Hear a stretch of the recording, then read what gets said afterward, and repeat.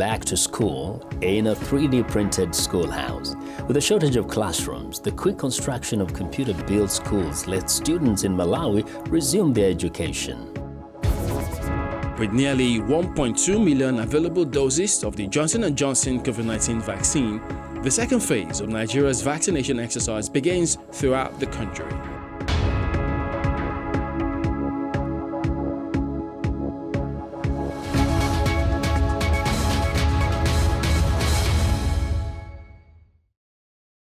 Hello there. Thanks for tuning in. Here we bring you continent-wide stories. I'm Chamberlain Uso at Channels Television here in Lagos. My colleague Vincent Makori joins me from Voice of America in Washington. Well, thanks. I'm Vincent Makori at the Voice of America. Happy to be with you again for another edition of Africa 54. Now, our broadcast still looks a little different because of the global pandemic, but we truly appreciate you staying with us on Africa 54. Let's start off with the latest from Nigeria. Chamberlain Uso in Lagos brings you that story. Well, thanks, Vincent. At the moment, Nigeria has received about 1.2 million doses of the Johnson & Johnson COVID-19 vaccines. The executive director of the National Primary Healthcare Development Agency, Dr. Faisal Shuaibu, explains that these vaccines were procured by the federal government through the AVAT platform, which is coordinated by the African Union. He also adds that the second phase of the vaccination exercise has commenced in all the 36 states of the Federation, including the Federal Capital Territory, encouraging citizens to get vaccinated. This is the weekly briefing on the progress of the second phase of the COVID-19 vaccination exercise in the country by the National Primary Healthcare Development Agency. Executive Director of the agency, Dr. Faisal Shuaib, gives an update on how many people have received the vaccines, including with the resumption of the administration of the Oxford AstraZeneca brand. As of 6 September 2021, a total of 3,600,858 eligible Nigerians have so far received their first dose of the COVID-19 vaccine. This is made up of 2,551,738 persons vaccinated with the AstraZeneca vaccine and 1,049,120 persons vaccinated with the Moderna vaccine. The decision to reopen the AstraZeneca for first dose administration is hinged on the fact that we received an additional 1,394,480 doses of the vaccine through the COVAX facility. He explains why some people still get infected even after vaccination. Where such rare cases of COVID-19 infection occurs in individuals who have received the vaccine more than 14 days prior, it is called breakthrough infection. The observation is that in these individuals, the disease is usually milder than those who are unvaccinated. Vaccination prevents one from severe disease, hospitalization, and death. According to the World Health Organization, about 26 people die every hour in Africa during this third wave of the virus, while about 272 million doses are needed to meet about 10% of each country's needs. At the global level, we still see shocking inequities in access to vaccines.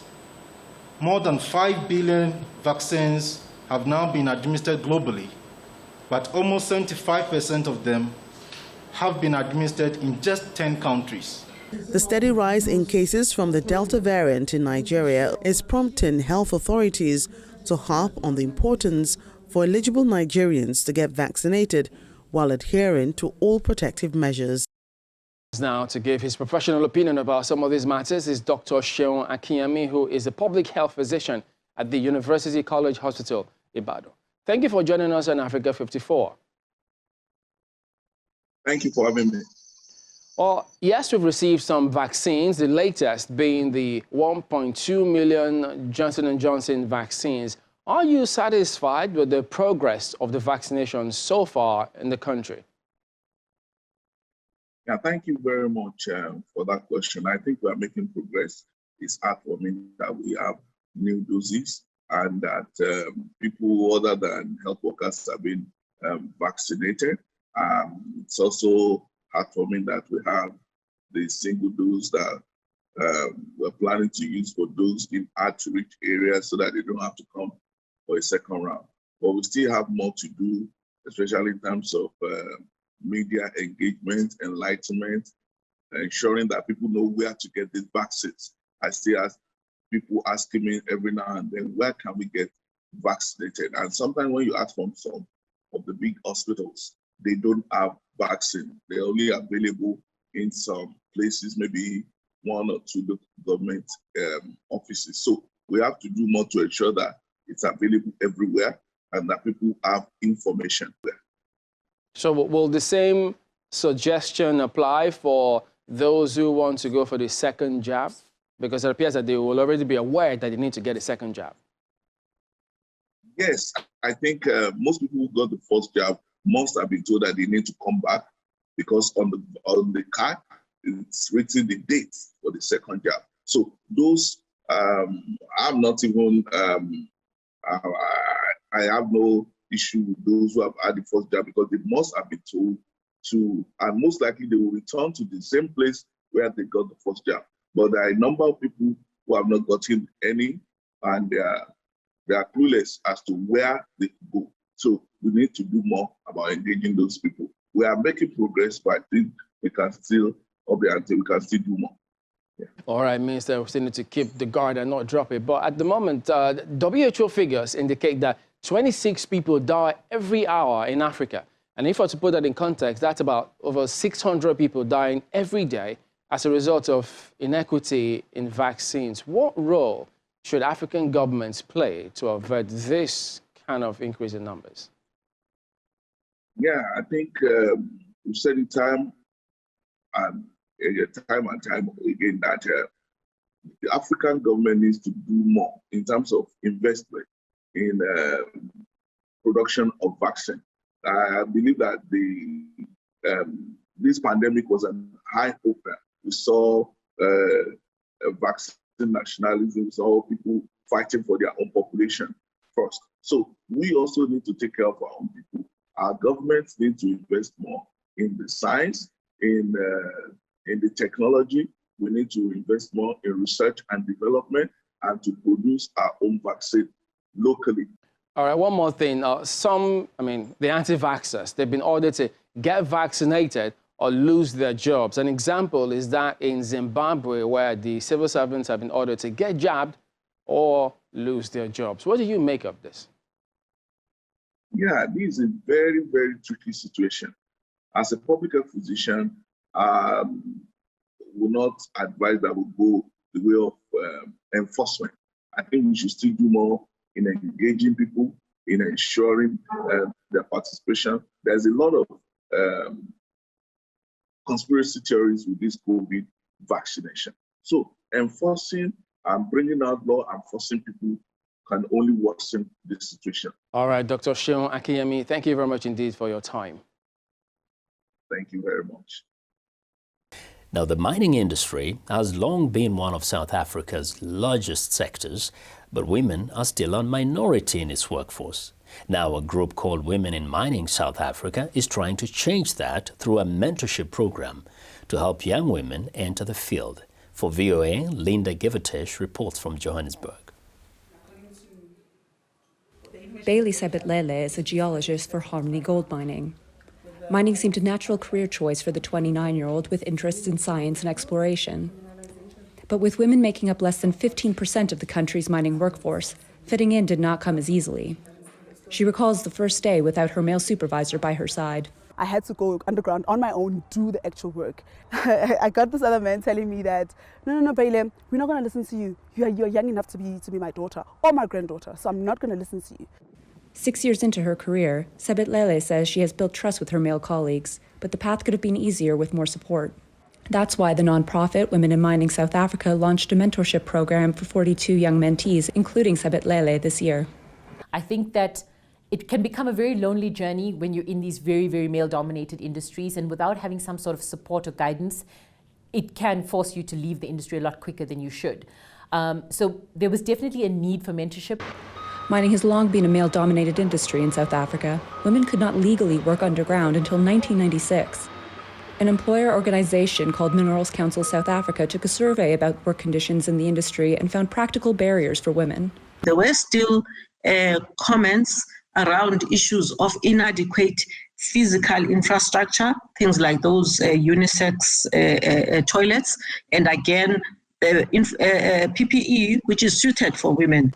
PPE, or personal protective equipment. Sebet Lele says it's also difficult to find work boots small enough for her feet. The Minerals Council says companies are adapting equipment in the environment to ensure women's safety and comfort on the job. Women in Mining is also trying to boost the number of women in the mining industry by providing career booklets to schools about the many diverse jobs that do not require work underground. For Sebet Lele, having a female mentor to talk through the daily challenges at work has made a difference. As she sets her ambitions higher, seeing other women advance in the sector is encouraging. For instance, in our corporate office, now with the new appointments, you're seeing women, you're starting to see women occupying those strategic positions. You're starting to see young women taking up space. Positive feedback from this year's 42 mentees has Women in Mining planning to expand its program. The organization is looking at establishing mentorship for mid-career women who want to rise through the corporate ranks next year. Linda Giftash for VOA News, Johannesburg. The introduction of mandatory face masks across Kenya was designed to protect people during the pandemic. But members of the country's deaf community say they are being negatively impacted. Face covering prevent lip reading and high facial expression, making it extremely difficult for people who are either deaf or suffering from hearing loss to communicate as usual. Rush hour approaches in Nairobi, and street vendor Mercy Ayuma is making final preparations to receive customers. 32-year-old Ayuma, who was born deaf, usually sets up at 2 of Nairobi's busiest bus terminals at about 6 a.m. every day. But Ayuma says communicating with customers has become extremely challenging since the COVID pandemic hit. Even after patrons began returning to the streets in their old numbers, most of them were now wearing masks. When the mask wearing started, it was very challenging, especially for the deaf, because we mostly read the lips of our customers to communicate. We must speak without our mask on too, in order to effectively communicate, especially with people who do not understand sign language. With the mask on, it's so hard to tell what they're saying. She says that several members of the deaf community have fallen foul of the law due to COVID restrictions and procedures that they find discriminatory. One of my friends was arrested for not wearing a mask. At the time of their arrest, they were on a video call. The police officers thought he was pretending. We had to step in to stop the arrest by providing his disability identification card.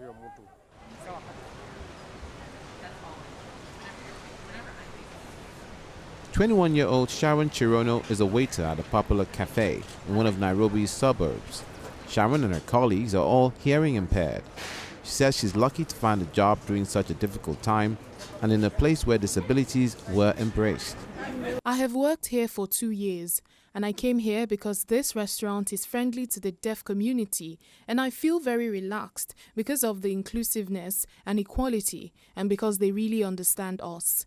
In terms of communicating, we usually teach our clients basic signing, and at times we communicate in writing. So anytime we speak to our customers, we use the basic sign languages for their orders. With 724 new infections reported on average each day. That's 53% of the peak, the highest daily average reported in March 30th. However, Ayuma says she's worried that her business may not make it.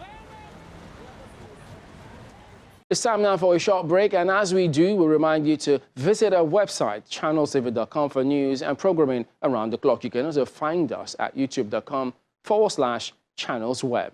Still to come, challenging social norms. A canoe club in Soweto, South Africa gets youth on the water, giving them a place of refuge, broadening their horizons, and perhaps steering them toward greater opportunities.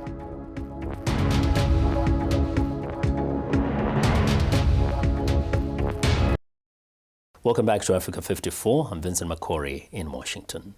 Students in Malawi have begun classes in what is being billed as the world's first 3D printed school, constructed by joint venture group 14 Trees. The Swiss-British group says the quick construction of computer-built schools can help alleviate a shortfall in classrooms in countries like Malawi. But as Lamek Masino reports from Salima District, Malawi, the cost remains a challenge.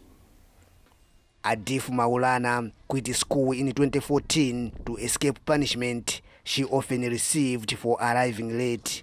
She had to walk 7 kilometers to classes held under a tree because of Malawi's shortage of classrooms. But thanks to what is being called the world's first 3D printed school, Maulana has resumed learning. I'm now happy because I will realize my dream to become a teacher because the school is near now. I will not arrive late at school and lessons are going smoothly. Maulana is among tens of students benefiting from the school, which was constructed by a computer. 14 Trees is a joint venture by Swiss cement maker Lafarge Holcim and the United Kingdom's Development Finance Institution, the CDC Group. The project aims to quickly construct affordable housing and schools in African countries like Malawi, which has a shortfall of 36,000 classrooms, according to the UN Children's Fund. Our estimate is that with conventional construction methods, it would take more than 70 years to build so many classrooms. And we think that 3D printing can be a solution to bring a lot of speed to that construction process and reduce that time needed to build those schools to 10 years or even less. The technology allowed them to construct this school in about 18 hours. Building by hand would have taken about 3 weeks. The other advantage is also that you reduce drastically the quantity of material that you need when you print. And this has an effect both on the affordability, meaning that those buildings become more affordable, but also on the CO2 footprint, which is reduced. And in Malawi, it's up to 70% less CO2 that is emitted per building. But while 3D printing could transform construction across the world, the high cost is a challenge. While the school costs about 15% less to print than to build, the 3D printing machine costs about $500,000. Now, the other thing that we also need to consider at this point will be, now, if this is a welcome development, who is going to own the 3D printing machine? Will it be the local contractor, or the government is going to buy it and then start printing all these classrooms all over the place? Maybe that's a discussion for another day. But the project implementers say the costs will only go down as materials begin to be locally produced. Meanwhile, 14 Trees plans to continue demonstrating the power of the technology by printing more schools and houses in Malawi, as well as Kenya and Zimbabwe. Lamek Masina for VOA News, Salima District, Malawi. Determined to challenge social norms, a canoeing club in Soweto, South Africa, is training young black canoeists on unearthing hidden gems. For 21-year-old Benjamin, who joined the club in 2011, the Soweto Canoe and Recreation Club is a place of refuge. He lost his mother in 2018 and now lives with his 2 older siblings. For him, the Orlando Dam is where he finds peace. In South Africa's biggest township, Soweto, a canoe club is overcoming local superstitions about being on water and giving young people like Benjamin Minintonshi kayaking skills that many hope could one day get them into the Olympics.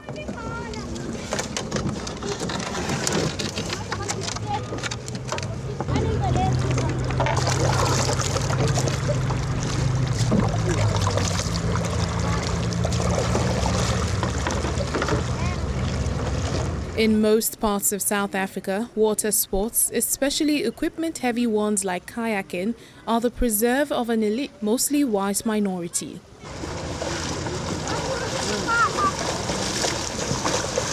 Founded in 2003, the Soweto Canoe and Recreation Club aimed to change that. It now has 72 members from 7 years old to 22 years old.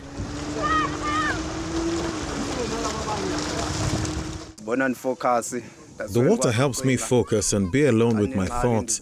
When I'm facing challenges in life, I come here, take my boat and get into the water.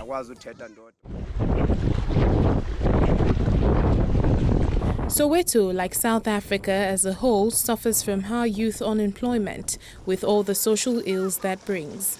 Nearly half of young people aged 15 to 34 are unemployed, according to the latest Statistics Office figures released in June.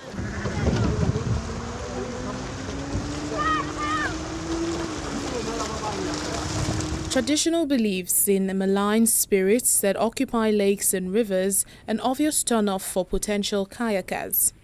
But for Mnontonshi, who overcame his fears, the dream is to qualify for the Olympics. One day, I also wish to qualify for the Olympics because I am inspired by other South African athletes who compete on the global stage. Watching them helps me learn what I need to do to get to that level. He currently ranks second in the under-23 category in Gauteng, the province around the biggest city, Johannesburg.